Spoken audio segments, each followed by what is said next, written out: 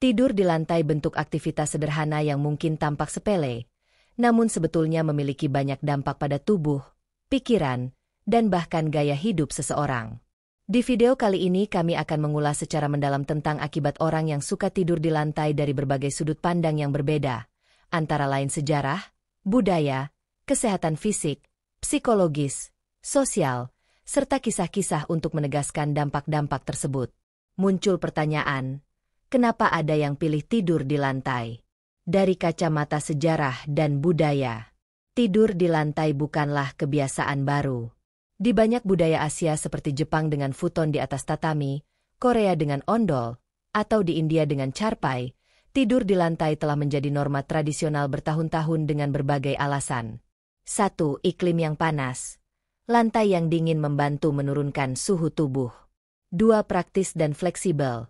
Mudah digelar dan dilipat, dan bertahan lama. 3. Nilai budaya dan spiritual. Merendahkan ego, kembali ke alam. Motivasi modern.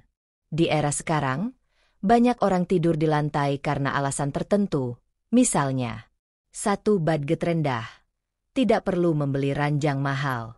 2. Minimalis. Gaya hidup tanpa barang berlebihan. 3. Kesehatan tulang belakang.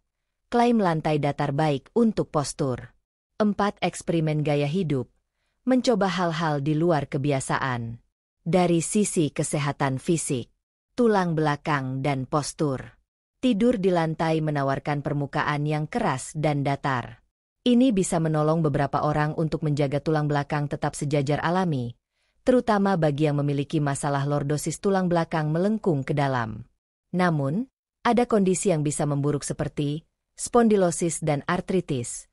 Tekanan berlebih bisa menyebabkan nyeri sendi, nyeri pinggang, terutama pada individu dengan kurva lumbar rendah dan kurang otot penopang. Nyeri sendi dan otot, tanpa bantalan empuk, lutut dan pinggul harus menanggung kontak langsung dengan permukaan keras lantai, yang dapat menyebabkan nyeri dan kekakuan di sendi. Otot punggung dapat menegang akibat tidak ada peredaman. Sirkulasi darah. Posisi salah saat tidur atau lantai terlalu dingin bisa menyempitkan pembuluh darah, mengakibatkan kesemutan, mati rasa di ekstremitas, risiko kram malam hari lebih tinggi. Suhu tubuh. Lantai cenderung dingin, apalagi di ruang tanpa pemanas yang cukup. Akibatnya penurunan suhu tubuh, berpotensi tidur lebih nyenyak tetapi juga bisa menyebabkan kedinginan. Pada anak-anak atau orang tua, risiko hipotermia jika ruangan sangat dingin bisa meningkat. Infeksi dan kebersihan.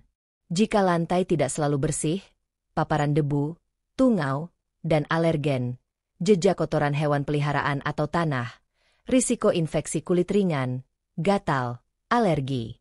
Dampak kesehatan mental, psikologis. Sensasi grounding. Tidur dekat permukaan bisa membangun koneksi kembali dengan bumi. Konsep grounding dengan efek, rasa rileks, menenangkan pikiran, menurunkan stres mental, wariness dan diskomfort.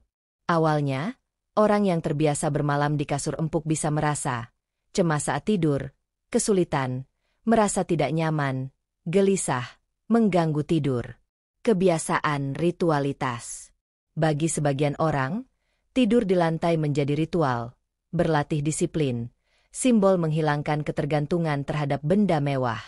Sosial dan gaya hidup. Interior minimalis. Pilih tidur di lantai biasanya beralih ke ruang sederhana, sedikit furnitur. Lantai bisa dipakai untuk yoga, meditasi, aktivitas sosial. Budget dan mobilitas. Tanpa ranjang berat dan frame, lebih mudah pindah rumah, libur tanpa harus melepas ranjang. Persepsi sosial. Beberapa orang menilai gaya ini sebagai tanda kemandirian, kedekatan dengan alam, visual minimalis, tapi juga mungkin dianggap tidak nyaman atau berlebihan. Benang merah dari video kali ini adalah tidur di lantai bisa baik untuk postur dan penghematan jika dilakukan dengan benar, tetapi banyak risiko fisik, terutama terkait sendi, sirkulasi, dan kebersihan.